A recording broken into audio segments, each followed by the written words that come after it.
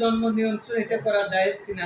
প্রথমত জন্ম নিয়ন্ত্রণ করা জায়েজ আছে কোন ক্ষেত্রে, যে যেটাকে বলা হয় আজর। আজর বলতে মানে আমার স্ত্রীর মূল জায়গাতে সেই এই জিনিসটা যাবে না। তো সেক্ষেত্রে আমরা যেটা ওষুধের মাধ্যমে হোক বা বিভিন্ন যে বিষয়গুলো আছে ব্যবহার করতে পারি। তবে আমার উদ্দেশ্য যদি এটা হয় যে আমার দুইটা সন্তান, আর একটা হলে কি খাওয়াবো, কি হবে, যে আমার দুইটা সন্তান, আল্লাহ চাইলে আরো 5টা 10টা ইনশাআল্লাহ দিব ইনশাআল্লাহ।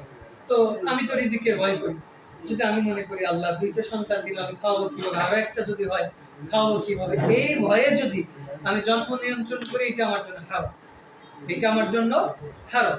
কিন্তু আমি আমার সন্তান, একটা সন্তান হয়েছে আর একটা সন্তানের মধ্যে মোটামুটি 2-3 বছর ডিস্টেন্স হলে ভালো হয়।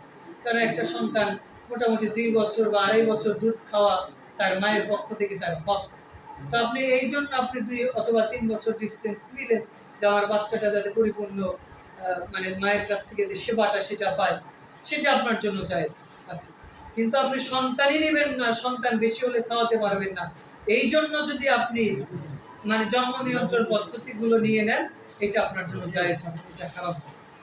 কিন্তু আপনার স্ত্রী যদি সন্তান কনসেপ্ট করলে তার বড় ধরনের সমস্যা, অপারেশন করেছেন 2টা বা 3টার বেশি সন্তান নিতে পারবে না, মুসলিম ডাক্তার পরামর্শ দিয়েছে এখন বাচ্চা কনসেপ্ট করতে পারবে না, সেই ক্ষেত্রে আপনি জন্ম নিয়ন্ত্রণ করতে পারেন, জায়েজ আছে। তবে কোনো অবস্থায় আপনার মাথায় এইটা রাখা যাবে না যে আমি সন্তানকে কি খাওয়াবো, কিভাবে চলাবো, এইটা যদি রাখেন, এই চিন্তা করলে জায়েজ।